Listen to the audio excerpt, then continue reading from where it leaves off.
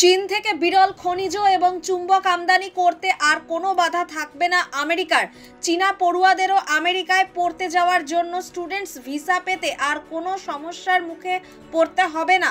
বুধবার একথা জানিয়েছেন মার্কিন প্রেসিডেন্ট ডোনাল্ড ট্রাম্প। তিনি বলেন, বাণিজ্য চুক্তির অংশ হিসাবেই এই বিষয়গুলিতে আমরা সহমত হয়েছি। বাণিজ্য সংঘাতে ইতি টানার লক্ষ্যে লন্ডনের ল্যাঙ্কস্টার হাউসে সোম এবং মঙ্গলবার আমেরিকা চীন প্রতিনিধি স্তরের বৈঠক হয়েছে। তারপরেই এই ঘোষণা করেছেন ট্রাম্প।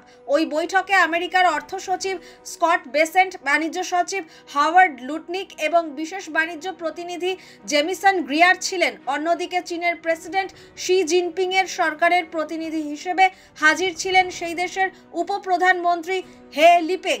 ট্রাম্প জানিয়েছেন, চীন থেকে বিরল খনিজ এবং চুম্বক আমদানির বিনিময়ে চীনা পড়ুয়াদের ভিসা দিতে সম্মত হয়েছে ওয়াশিংটন। নিজেদের সমাজ মাধ্যম ট্রুথ সোশ্যালে ট্রাম্প ওয়াশিংটন বেজিং শুল্ক বিরোধের নিষ্পত্তিরও বার্তা দেন। তিনি লেখেন, আমরা মোট 55% শুল্ক পাচ্ছি, চীন 10% পাচ্ছে। সম্পর্ক চমৎকার।